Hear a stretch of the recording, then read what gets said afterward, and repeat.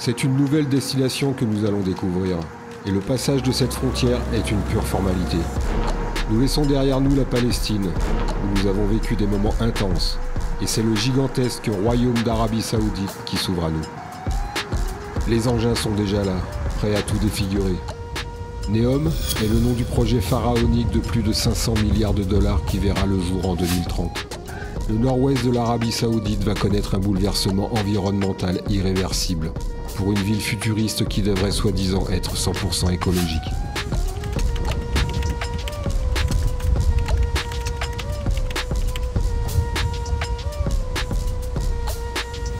L'humain aime bien se donner bonne conscience. Si tu veux que ce soit écologique, laisse la nature comme elle est. Elle fera toujours mieux que toi. Cet endroit où se déroule le championnat du monde de kite ne sera plus jamais le même. Nous profitons encore des derniers instants de vie de ce littoral de la mer Rouge, avant de nous préparer pour notre grand défi dans ce pays immense.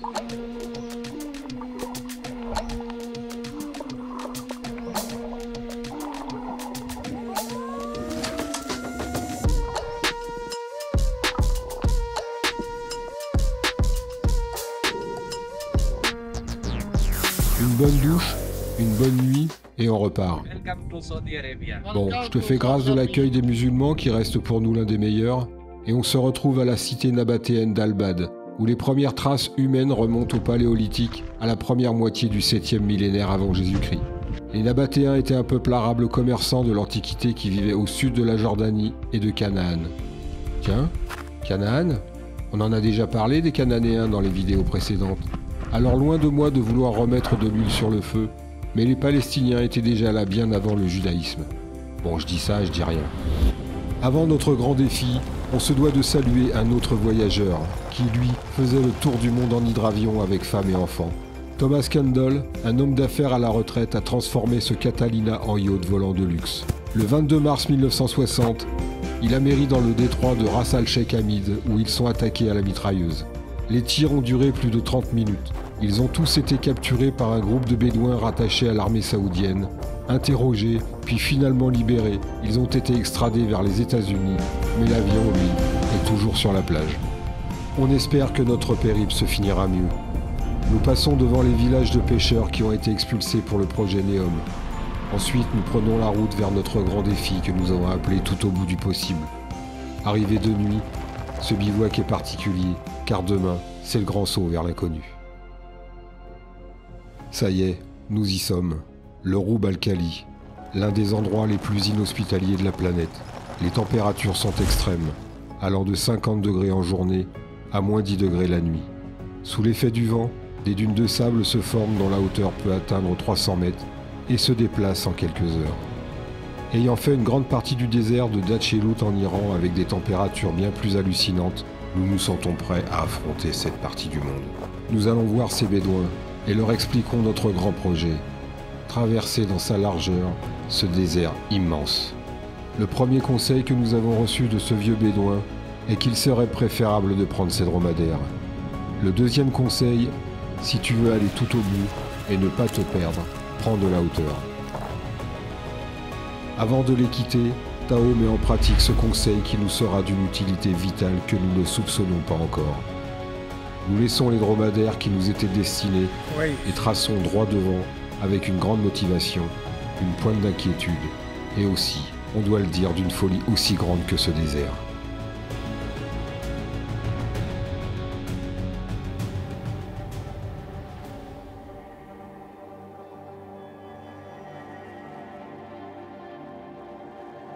Cela fait déjà plusieurs jours que nous sommes dans ce désert, où la vie et la mort ne font qu'un. Nous connaissons les risques encourus dans ce milieu hostile.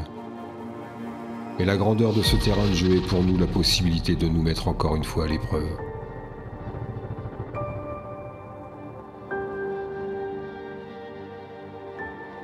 Nous allons sûrement tout au bout de nos erreurs. Mais si nous ne le faisons pas, nous ne saurons jamais pourquoi il ne fallait pas les commettre.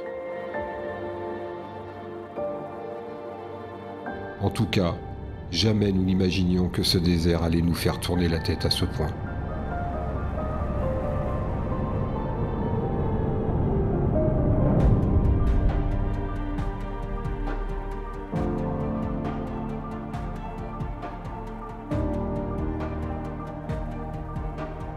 Là où nous sommes, le moindre faux pas n'a pas sa place. Ni mécanique, ni physique.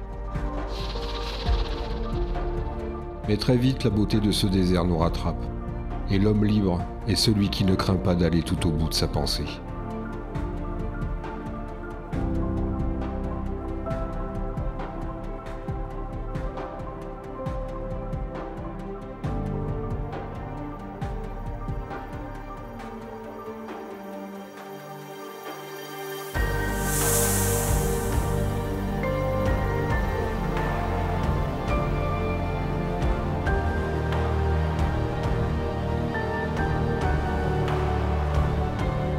Les jours s'enchaînent sans les compter. Notre seul baromètre est le niveau d'eau, la nourriture et l'essence. Par contre, on sait que tous les jours, nous nous desséchons et brûlons dans cet environnement extrême. L'osmose avec la nature est totale. Le souvenir des dromadaires qui nous fuyaient est très loin. Désormais, on fait partie du décor. On fait partie de leur vie. C'est du sable qui coule dans nos veines. Et ils savent ce que l'on endure.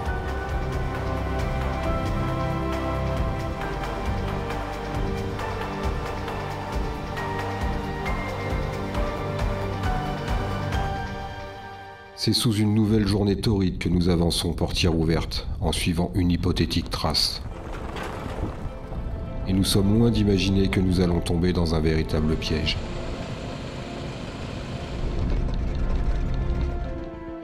Apparemment, nous ne sommes pas les seuls. Inlassablement, ces barres rocheuses nous font obstacle. Impossible pour nous de se sortir de ces impasses. Condamnés à faire demi-tour ou à les contourner sur plusieurs kilomètres, nous brûlons des forces, de l'essence, et nous nous éloignons de notre cap. Nous sommes désorientés et devons nous rendre à l'évidence que nous nous sommes égarés. En fait, on est paumé et bel et bien perdu.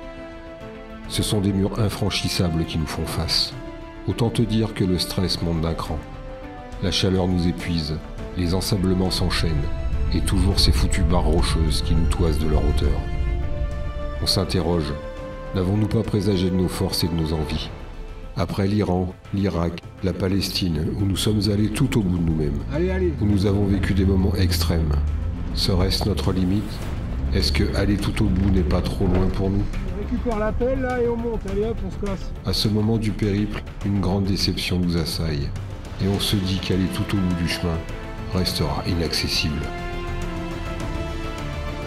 Et c'est quand on est au fond du trou que souvent on est la lumière. On se souvient de ce vieux bédouin qui nous disait « Si tu es perdu, prends de la hauteur ». C'est de ce grand rocher qu'une imperceptible ouverture se présentera à nous.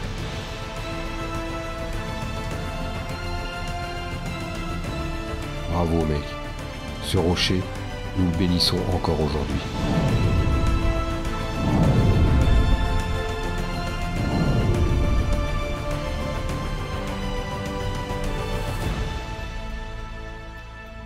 En fait, ce qu'on a fait, c'est qu'on a coupé pour rejoindre les traces que j'avais fait. Et j'ai flippé. 4 jours à chercher un chemin. C'est long, mais notre horizon s'éclaircit. Les ensablements, les gonflages et les dégonflages font partie de notre quotidien. Nous ne perdons pas de vue que nous vivons des moments mémorables.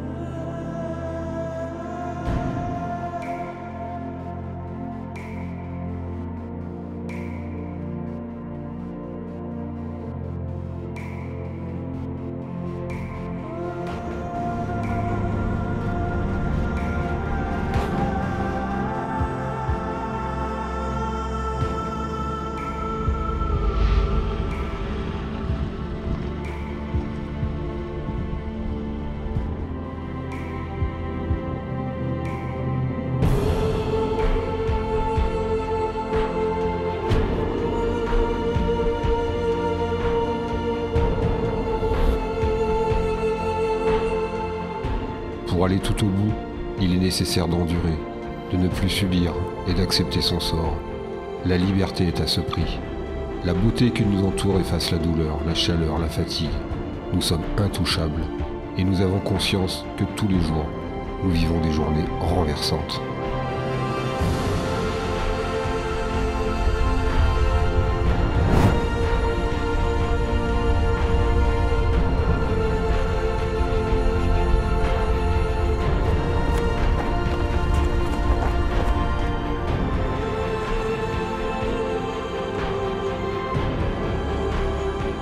Ce désert nous fait passer par des sentiments difficiles à percevoir dans une vie ordinaire.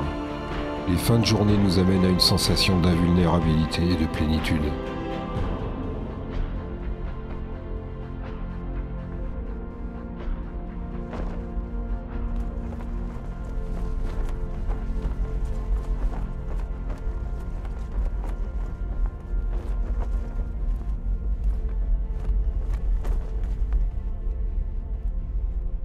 Le jour se lève sur ces grandes barres rocheuses qui traversent notre route. Plus d'angoisse.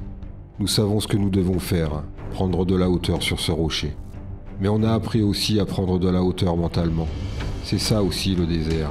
C'est accepter que tu es perdu. Et il y aura toujours une ouverture et l'horizon s'ouvrira. Ce qui est passé n'est plus, ce que l'on espère n'existe pas, mais le présent est à nous. Plus encore, le présent est en nous. Dans ce milieu hostile, tu ne peux faire autrement que d'être uniquement dans le présent. C'est vital. Et c'est dans ce présent obligatoire que nous nous apercevons que d'aller tout au bout du possible, c'est très loin. Le rocher de Judas est notre repère où nous devions absolument passer pour être sûrs d'être sur le bon cap. Deux options. Soit on reprend nos traces pour retourner vers la civilisation, soit c'est tout droit vers l'inconnu avec tout ce que ça implique. Pour nous, ce sera tout droit. Aller tout au bout, ce n'est pas seulement forcer le destin, mais c'est aussi se laisser aller.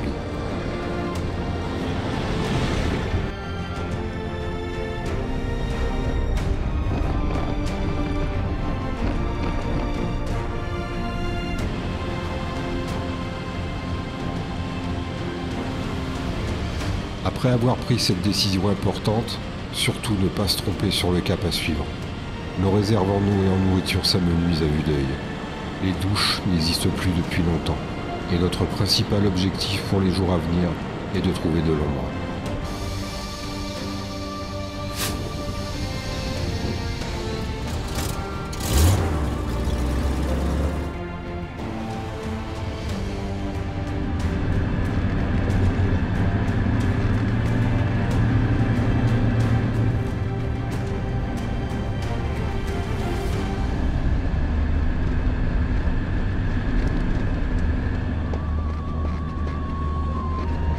On s'engouffre dans cette crevasse, où là, le soleil ne nous agressera plus. Wow. Et crois-moi, rien que ça, c'est une victoire.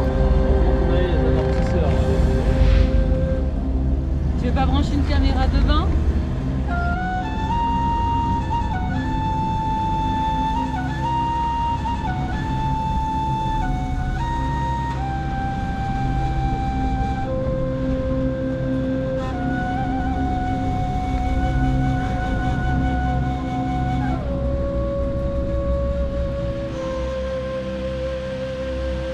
Le véhicule ne passe plus, mais notre curiosité nous pousse à aller encore une fois tout au bout de cette faille. Le lendemain, nous décidons d'y aller à pied.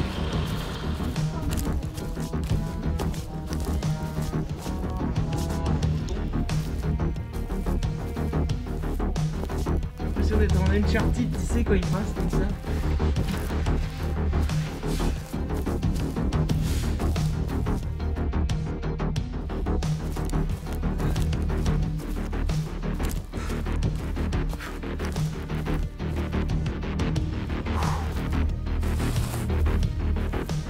Pour aller tout au bout du plaisir, il faut aimer plus que le plaisir.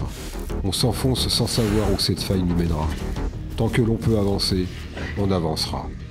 C'est dans ces moments audacieux et imprudents que nous sommes plus qu'une famille. Chacun prend soin de l'autre. L'erreur peut coûter très cher. On est seul et ne comptons que sur nous-mêmes. Enfin, pas complètement seul.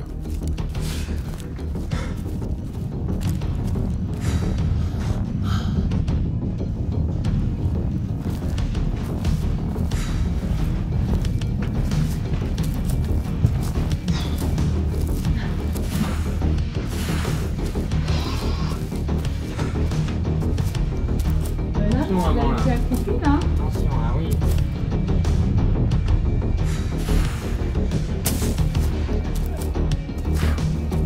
Je suis coincé là.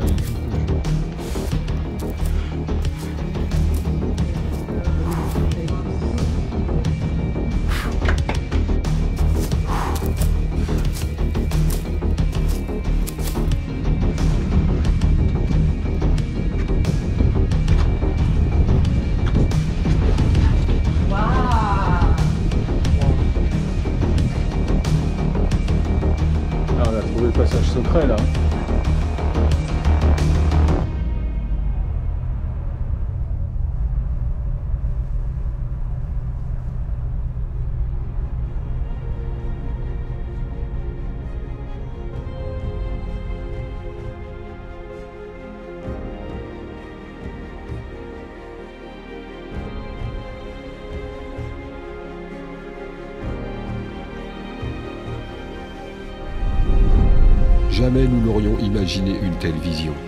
Le soleil nous aurait-il grillé les neurones? Ce spectacle est totalement hallucinant. Parfois, il est bon de ne plus parler. Et parfois, il est encore mieux de se taire.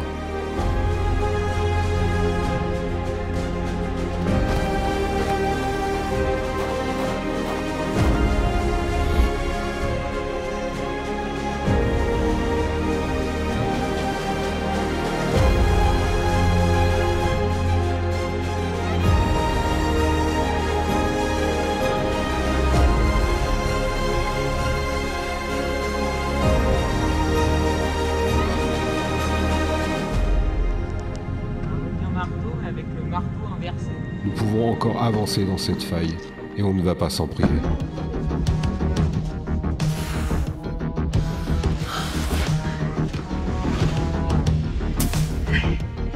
Belle aventure.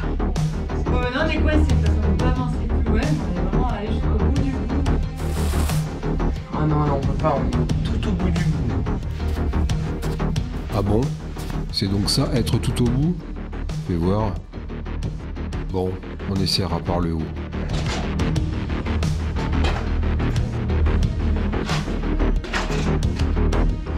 Je redoutais ce geste qui signifie pour nous que c'est mort, trop casse-gueule. Allez, je sors. Demi-tour obligatoire.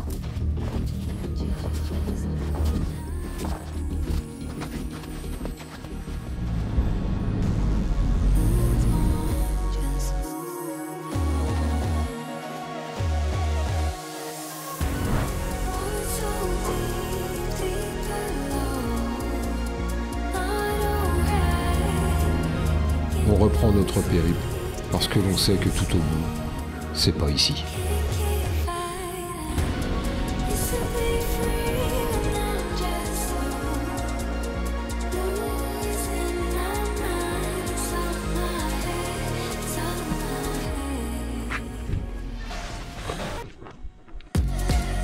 Le décor change à vue d'œil et ce n'est que du sable qui nous attend. Des kilomètres de sable que nous allons avaler comme de vrais bédouins.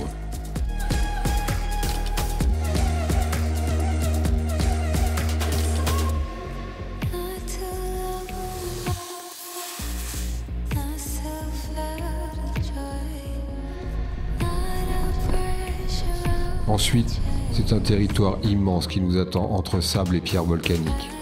On ne relâche pas notre attention, mais c'est un boulevard jusqu'au volcan.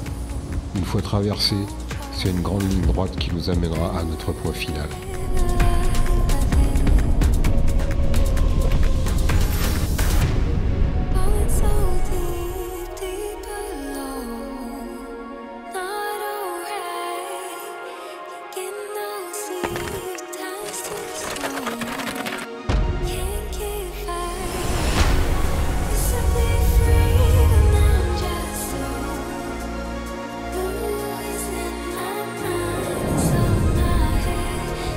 Melon.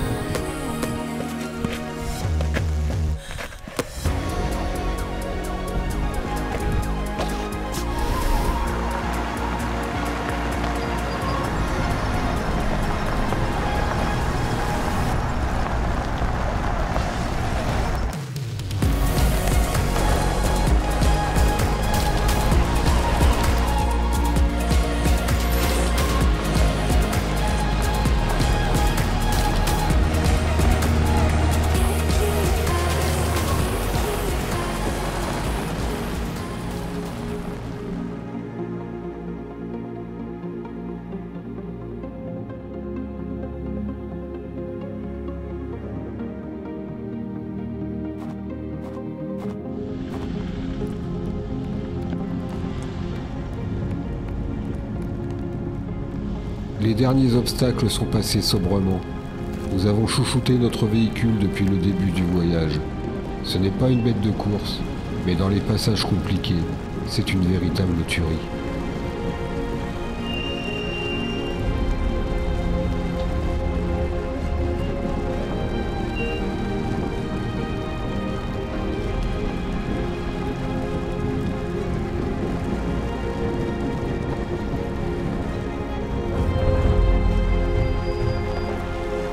Jo et Tao savent que nous arrivons, et finissent la dernière portion à pied. Nous l'avons fait, cette traversée de dingue. Rien n'a été simple. Une joie immense nous submerge. L'essentiel dans tout ça, c'est la sève qui irrigue ton histoire. Celle qui doit te posséder et te parcourir comme un courant électrique. Celle qui doit te brûler les veines pour que tu ne puisses plus faire autrement que d'aller tout au bout de ton désir, comme si ta vie en dépendait.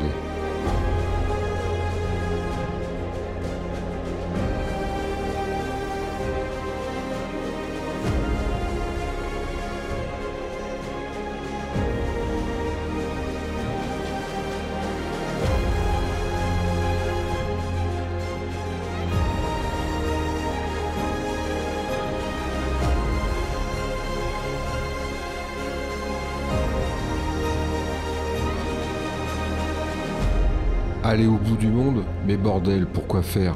Pour être là, debout, sur la dernière falaise, avec l'infini devant toi, et d'avoir accompli quelque chose.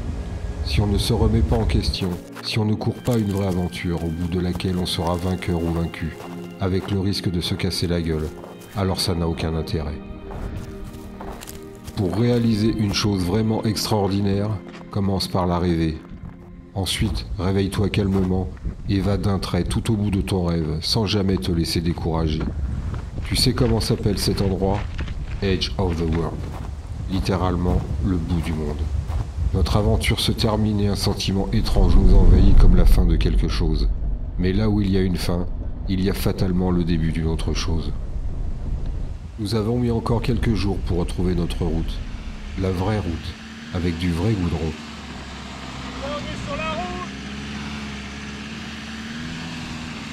Nous nous posterons pas loin de la ville, car après toutes ces semaines totalement seules, nous nous donnons un temps d'adaptation en retour à la civilisation. Rien de tel que d'aller tout au bout du monde pour trouver des gens qui vont encore plus loin. L'aventure en Arabie Saoudite n'est pas terminée.